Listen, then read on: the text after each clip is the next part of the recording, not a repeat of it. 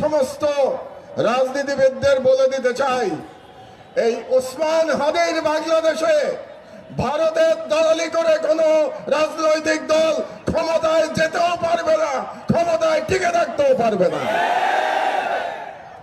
3 নম্বর, আমি ভারত সরকারের প্রতি আহ্বান জানাচ্ছি, আগামী 25শে ডিসেম্বরের মধ্যে আপনারা খুনি মৃত্যুদণ্ডপ্রাপ্ত শেখ হাসিনা এবং আসাদুজ্জামান খান কামাল এবং হাদির হত্যাকারী, হাদির উপরে আততায়ী যারা ছিল, তারা যদি ভারতে আশ্রয় নিয়ে থাকে তাদেরকে 25শে ডিসেম্বরের মধ্যে আপনারা হস্তান্তর করুন, প্রত্যর্পণ করুন।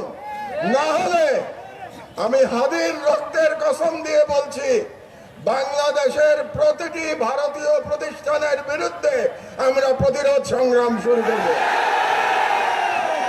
আমি সরকারের প্রতি আহ্বান জানাচ্ছি, 25 তারিখের মধ্যে যদি এই খুনিদের পাঠিয়ে দেওয়া না হয় বাংলাদেশে, তাহলে বাংলাদেশে কর্মরত প্রতিটি ভারতীয়ের ওয়ার্ক পারমিট বাতিল করতে হবে।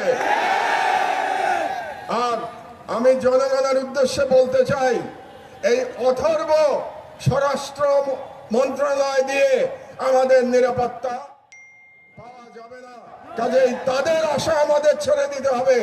কাজেই জনগণের প্রতি আমি আহ্বান জানাচ্ছি, প্রতিটি ওয়ার্ডে আপনারা আইন শৃঙ্খলা কমিটি গঠন করুন, সমস্ত রাজনৈতিক দল মিলে একসাথে কমিটি গঠন করুন।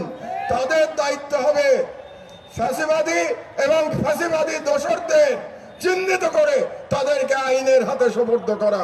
এই দায়িত্ব জনগণকেই নিতে হবে।